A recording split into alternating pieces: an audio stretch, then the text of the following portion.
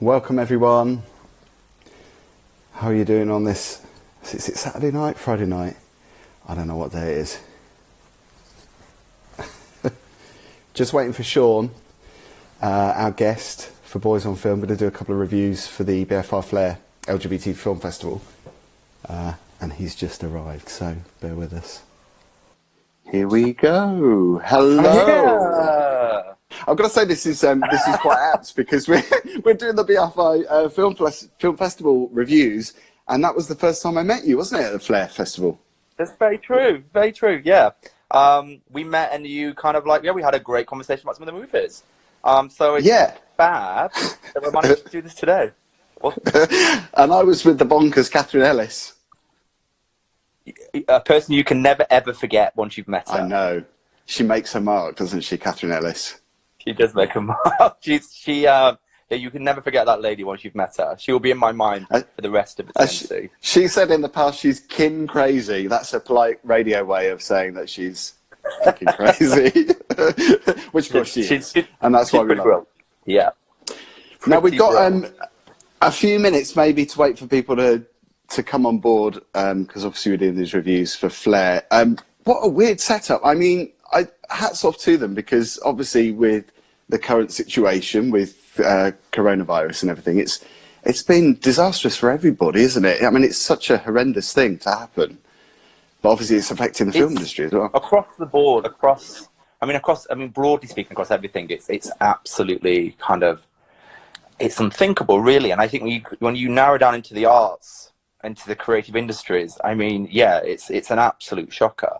So I think for Flare to pivot the way they have onto the online platform, I think has been fab, really, because it's such a critical kind of part of people's diary year on year. So I'm happy that they've managed to get some content up there, and I've thoroughly enjoyed watching the films that have been up there. I'm sure the people have too. Do you get to the movies much along with the festivals? Is it something you enjoy? Because a lot of us are watching stuff on the small screen. We're kind of binging on box sets and stuff on Netflix. It's important to go to the cinema, isn't it? Well, obviously not at the moment. We can't do it now.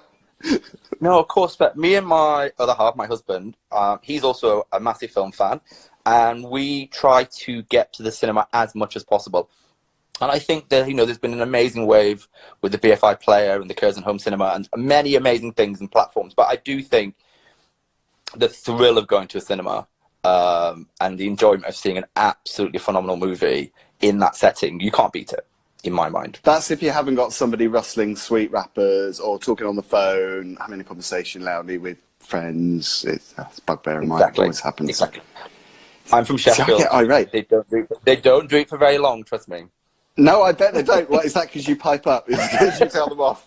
Yeah, I will have a word. Let's put it that way. So, polite words. Which I keep it subdued. But there's moments where my inner Sheffield will really just step out of the box, and it's usually someone rustling in a good movie. So be warned. You don't want the wrath of Sean Vickers unflopped.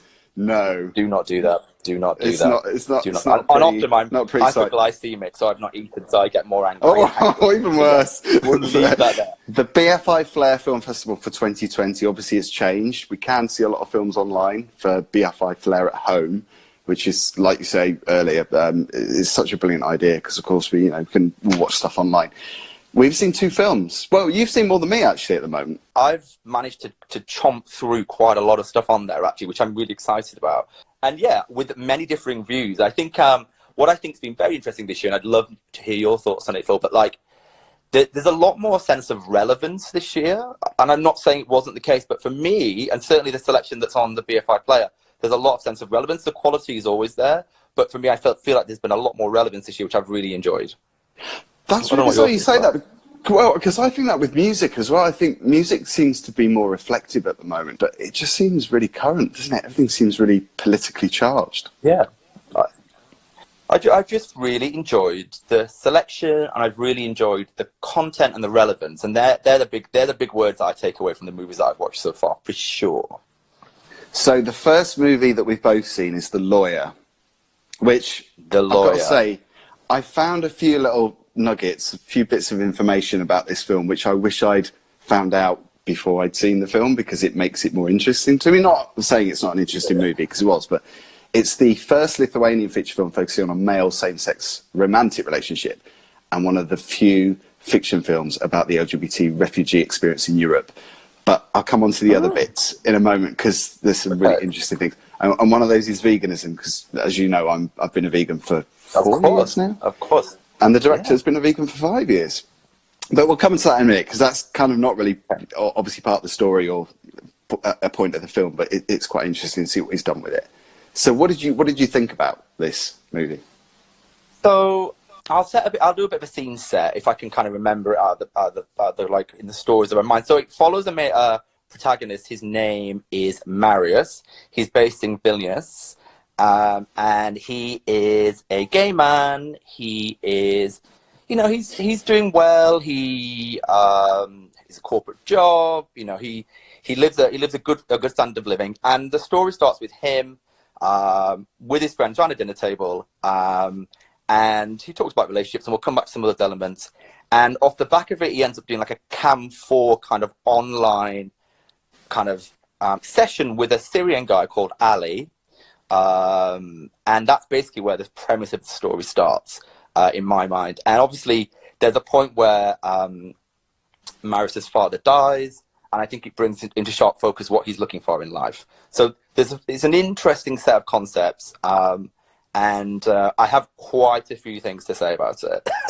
Okay, interesting. I don't know what you told the premise of it really well. I think you set the scene quite well, because I think it's full of intrigue, isn't it? And I got the impression that I was never really sure if the relationship was genuine or not.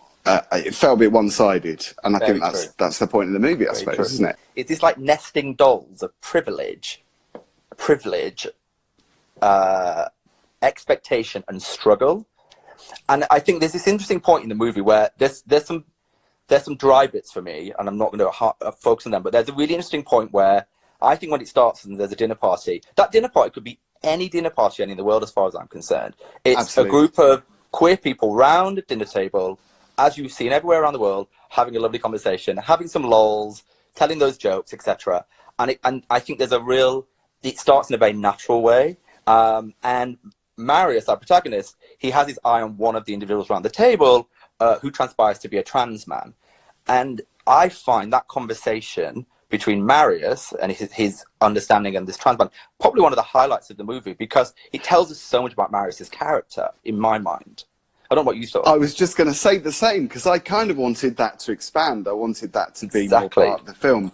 But I suppose that wasn't the story, was it? It was an element of that. Off the back of that, then, he obviously starts this relationship with Ali, who is a Syrian refugee who's in a refugee camp in Belgrade. And the story unfolds about their growing relationship between the two of them, to the extent that as Marius's father dies, he travels to Belgrade to find Ali, and the story starts to unwind further. So let's talk about that, because I've written a few notes here, because I found out about this today, and I thought it was really interesting, because I don't know whether you know about this, but a section of this film was shot in a real refugee camp in Belgrade, and apparently the extras seen in the scenes in the movie were actually living. They all participated, so they were compensated as well. So obviously the director found that really important, that they should be not only a part of the film, but they should be rewarded for that as well. Yeah. He did actually partner with the Lithuanian Red Cross as well, so I think he raised over 5,000 euros, which actually helped the refugees. So I never knew about this, and I didn't know about this before the film. But like I say, I wish I'd known about that, because I think I would have looked at the film differently. It's quite telling. I think it's interesting to know that, because the context of those scenes in which they're filmed. I'm not going to reveal too much about what happens, but there's some questions around Ali and Ali's sexuality that have been assumed. But it just starts to work into a relationship that is across Lithuania and Belgrade. And I do find it very interesting, because we look at Marius in a situation where, from a place in the UK or from a place in the US or in Western Europe, where we say, okay, Lithuania, queer rights, gay rights are not where they need to be. And we can see that. But from him, he's also relatively like, I'm in a good place. And he's talking to this guy who's in a refugee camp going, Lithuania is a place that is a much safer space than where you are today. And it's my idea about these nesting dolls, because it's all relative. this struggle is all relative. And that's what I found really intriguing about the movie. And I really wanted to play more into it, if I'm really honest. I won't do any spoilers as to how the movie ends, but there's an interesting twist, certainly, about how the movie ends. But really, I wasn't keen on that twist. Me neither. I mean, obviously we can't talk about it too much because it's a massive spoiler, but I wasn't keen on the ending. It made me believe in the characters less. Well, believe in the story less. Well, it felt a bit, to me, I'm just going to use the word hammy. It was a bit hammy and a little bit kind of like, this is where the ending could be. And for me, given elements of the film which had a real tenderness and a real honesty, it veered away slightly. So that's why, for me personally, not a huge fan of the ending, but I do think there's some really interesting concepts within this film that could have been explored more. But I think, given what you've described at the top of the house, I mean, incredible for this Lithuanian gay movie. It certainly added drama, but for that reason, I think it felt less believable. And I think that's a real crucial part of a film, is you need to believe in the characters and the story. And I did as the movie went on, but it just, I felt, was a little bit let down by the ending. And there was a really bizarre black and white segment in the movie as well. Do you remember when they were in bed in the hotel? Yeah, it felt a bit like that kind of like the sex scene, let's just call it the sex scene. The fact that you like got into a different kind of filter and a different kind of treatment was a bit odd. Because it kind of reminded me of those 80s movies, you know, there's like a neon light and someone's grabbing a duvet. Like, those like 80s Hollywood movies with like a woman like clutching a silk sheet. It had that feel to it. And again, it was quite jarring and quite odd in the middle of this movie. It was very jarring. I was thinking about it afterwards, and I was trying to think why the director did that. And the only thing I could come up with is that he was trying to, I don't know, kind of emulate like a 1930s romantic black and white movie, because it felt almost like it had a bit of soft focus, like someone had Vaseline the lens. Do you know what I mean? It was a bit OTT. Really funny. It was just a bit like, what's just happened? And I think I remember like blinking at the screen a few times, going, "Is that me?" Like, no, yeah, very bonkers. I will go back to, I think the scene. I think his relationship with the table with his friends and the scene, it said so much. And I think there's other elements of the film which try to describe his behaviour and who he is, which land a bit hard. Like the gallery friend, I think is a little redundant. But that scene was, I thought, the way it started, I was like, wow, this is a fully formed character, and you get his traits and cynicisms, and I liked that. And I just felt I just liked a bit more of that through the narrative of the story. I thought the performances were good, though, by and large, throughout the film, and I thought it was beautifully shot as well, scene for scene. It was interesting to watch, I thought. Yeah, absolutely. No, it was an enjoyable movie. Let me just quickly touch on the veganism stuff that I found really interesting. Was the director who also wrote the movie as well. He's been vegan for the last 5 years, and he tried to kind of respect that while making the movie. So he didn't allow anyone to wear fur or leather. He provided a lot of vegan food, so there was a lot of predominantly vegan food on the menu, so everybody that was eating on set. I just thought that was really interesting that he kind of inspired people to take part in that, because I guess if you have got a problem with that, you'll voice your opinion and you won't go along with that. But I just thought that was interesting. Excellent. So that was the first film. Should we say hello to everybody? Tom. Hello, Tom. Hi, Tom the barber. Hello to everybody who's just joined us. If you've been here from the start, thank you. This will be going up on YouTube, by the way. I hope, if I can find a way of saving You'll find a way. Last night I couldn't do it. Century. I know. I can't get with the 21st century. That's the problem. It's just going to appear in your inbox, all nicely done and edited. And there'll be a black and white bit in it, so it's going to be great. Don't worry. So the second film, which you saw before me, I saw it last night, was Keyboard Fantasies. Oh, delicious. Oh, I loved it. I get the impression you did as well. Loved it. Absolutely loved it. Actually, I've got the album, Keyboard Fantasies. Have you? Yeah, I've got the album. So I don't know how to frame this. It's a documentary. It follows the life of Beverly Glenn Copeland, who was a performer who originated in the 60s, doing black soul music. She was, I like this term, she was erroneously labeled a lesbian. Yeah. He is a trans man and goes by the name of Phoenix with a Y, but generally by the name of Glenn Copeland. He also goes by the name of Beverly, because it's a gender agnostic name. And it follows this story around how, following the music being discovered by a Japanese fan, got reissued, and just the love that people have for this music. So Glenn did a tour in London and across the UK, which it was just fabulous. For me, it was two worlds meeting. You have that incredible musical heritage, and you have this really, I think, kind of gentle but powerful piece of documentary making just fused together. I thought it was absolutely fantastic. And also, I think he is a very gentle and powerful person too. It's interesting you use those two words, because I found him quite humble, because obviously his music to a certain extent was unrecognised. I don't mean to say that as detrimental, because I think he would probably say that too, maybe. I found him very appreciative of reaching a younger audience as well. There's a scene in the documentary where he plays a sold-out show and there are so many people there. And it made me feel very emotional. It made me feel, I almost teared up. I just think he appreciated that. I think he liked the fact that he was reaching young people to pass the message on. I think there's an incredible quote. Yeah, there was an incredible quote which really stuck with me, which he's performing, I can't remember which venue it is, and he mentioned that maybe 90% of the audience is probably under 30 maybe, or even under 25. Very, very young crowd. And he performs, and he mentions that people came up to him afterwards and said, "Thank you so much. Thank you for believing in us. Thank you for understanding us, because all we ever get as a generation is that we're a waste, or that we're not good enough, or that we're a pain." And they're talking into the Gen Z millennial space, which is obviously, it's very easy to deride in that space. And Glenn does this thing where he just uplifts them, because the band that tour with him are very young and incredibly talented, and they lift each other up. So I just found it absolutely enthralling and a really touching documentary about Glenn's life, really.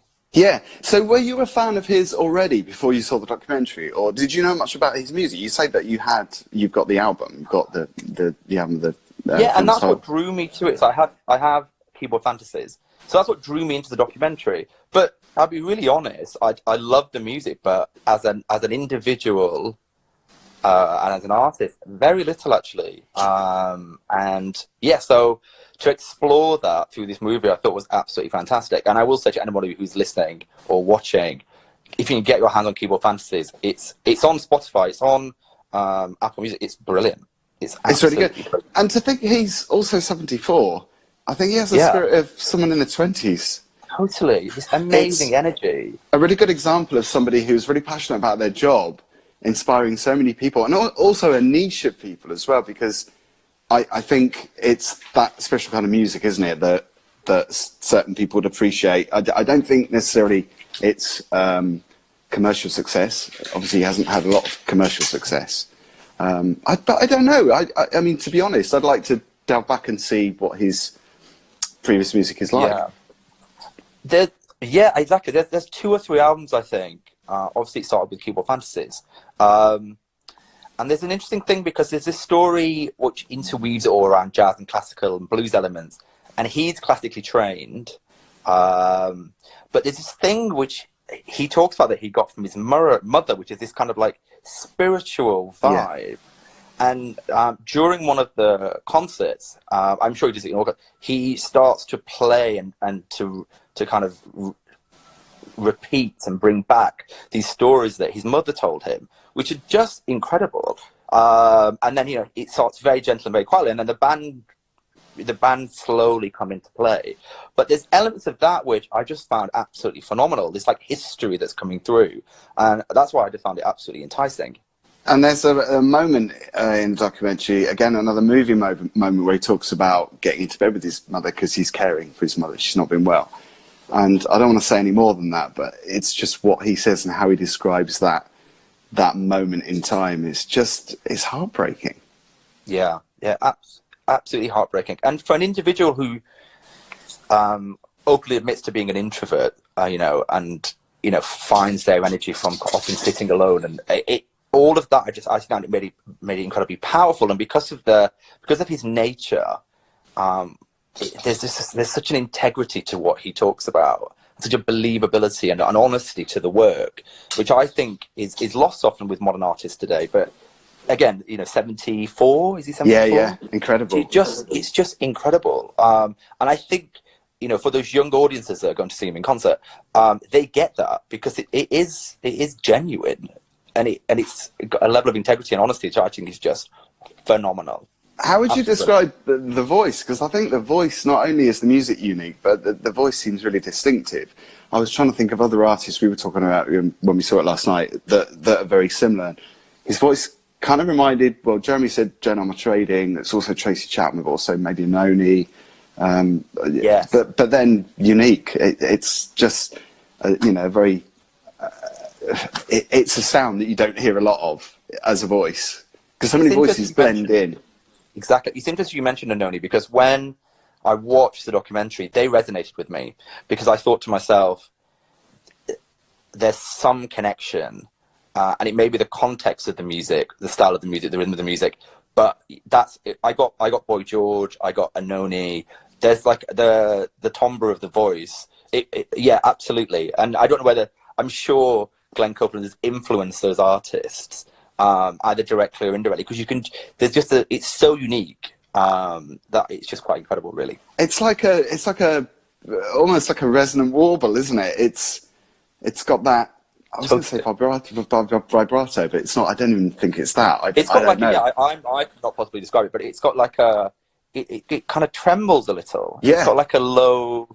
I'm doing this with my hand because it's probably better to do it with my hand. I can't really describe it. It's like this. It's very low. I'm sure there's gonna be some people like that who will just be rolling their eyes at me. But like, yeah, it's just very low, and it's beautiful. And I have to say, I've got it on vinyl, so playing it on vinyl is just delicious. It's absolutely delicious. But I would totally recommend it. I think I find the band that he has put together around him as well, also really quite fantastic human beings, you know, and each in their own have their own story, like Nick, the keyboard player, these incredible characters that are on tour. And, you know, here's Glenn Copeland, 74, getting in the back of a sooty van and being driven somewhere. And part of it is, you know, I think he talks about it in the film, he's just a bit like, this is what I've decided to give back.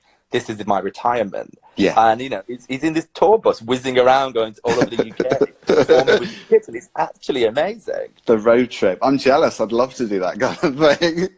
It's like Britney's Crossroads or whatever again, isn't it? Oh, please don't tell me Britney's Crossroads. That is an entire different life story. We need to lock that one in. How to cheapen the effect of that movie by mentioning Crossroads. Listen, Sean, oh my goodness me, it's been amazing chatting to you.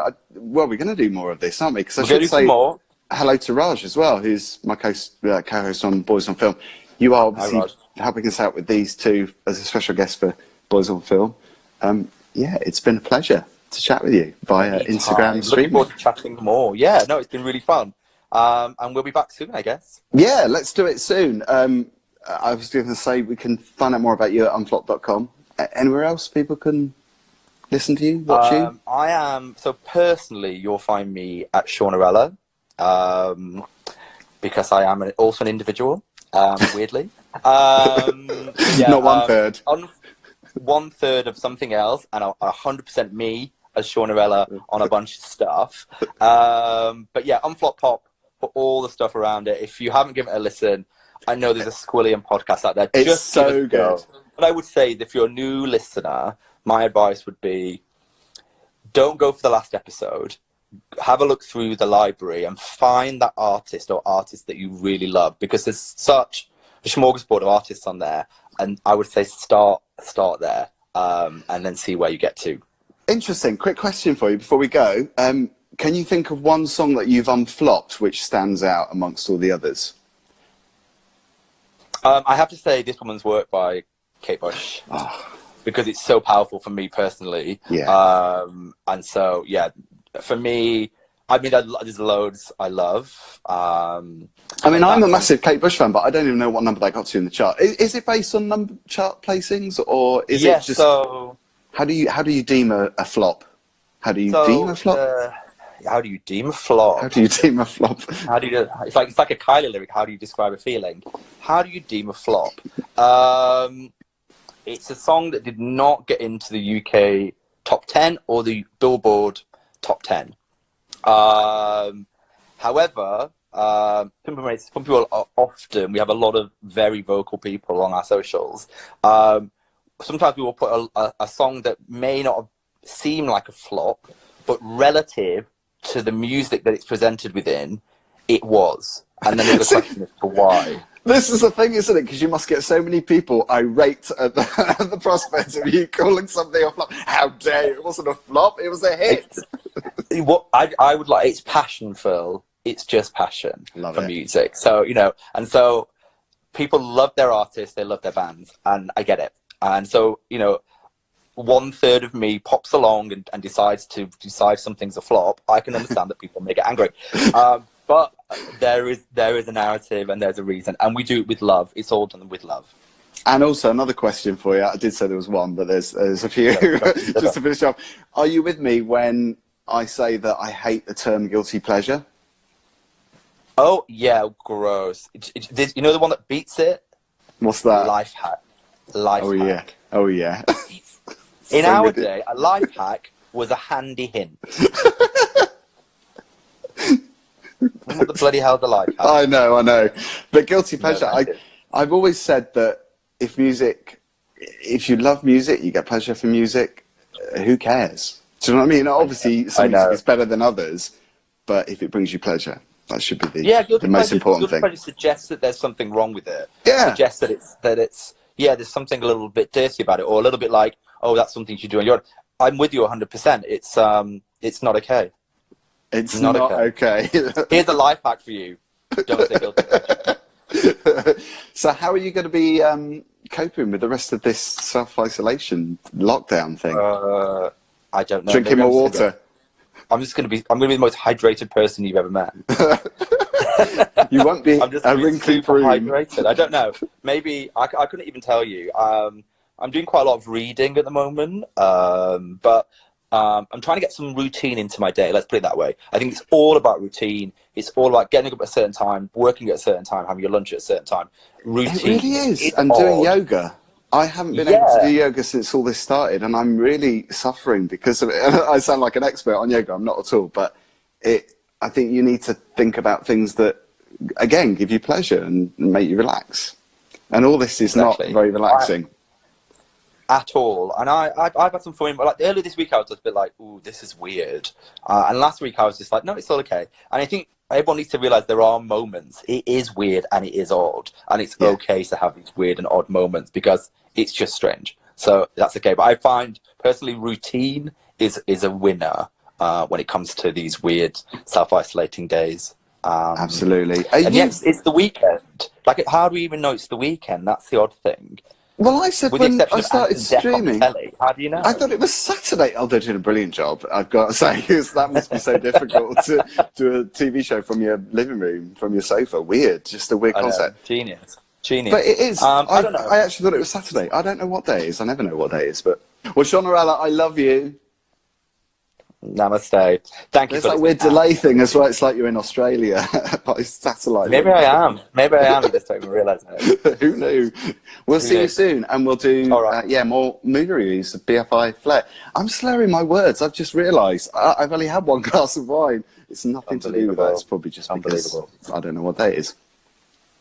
All right, thanks for watching, everybody. Thank you, everyone, for listening. Take care. Bye.